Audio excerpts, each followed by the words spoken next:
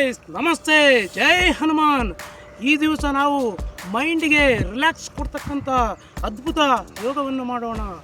ನಮ್ಮ ಮೈಂಡು ಮಲಗಿಕೊಂಡಾಗ ವಿಶ್ರಾಂತಿಯನ್ನು ಪಡೆಯುತ್ತದೆ, ಧ್ಯಾನವನ್ನು ಮಾಡಿದಾಗ ವಿಶ್ರಾಂತಿಯನ್ನು ಪಡೆಯುತ್ತದೆ, ಜೋರಾಗಿ ನಕ್ಕಾಗ ನಮ್ಮ ಮೈಂಡು ವಿಶ್ರಾಂತಿಯನ್ನು ಪಡೆಯುತ್ತದೆ. ನಾವು ನಕ್ಕಾಗ ಎಂಡೋಫಿನ್ ಅಂತ ಒಂದು ಹಾರ್ಮೋನ್ ಬಿಡುಗಡೆಯಾಗುತ್ತದೆ.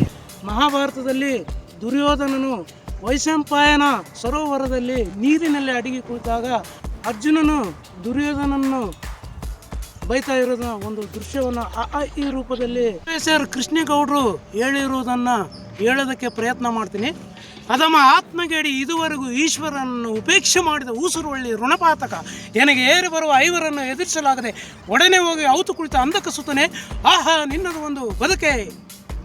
ಎಷ್ಟು ಚೆನ್ನಾಗಿ ಹೇಳ್ತಾರೆ. ಇದೇ ರೀತಿಯಾಗಿ ಇನ್ನೂ ಒಂದು ಹೇಳ್ತೀನಿ.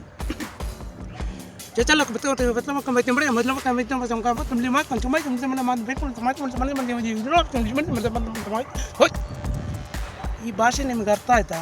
ಅರ್ಥ ಆಗಿಲ್ಲ ತಾನೆ? ಅರ್ಥ ಆಗಿಲ್ಲ ಅಂದರೆ ನಿಮ್ಮ ಮೈಂಡ್ ಫ್ರೆಶ್ ಆಗಿದೆ ಅಂತ ಅರ್ಥ.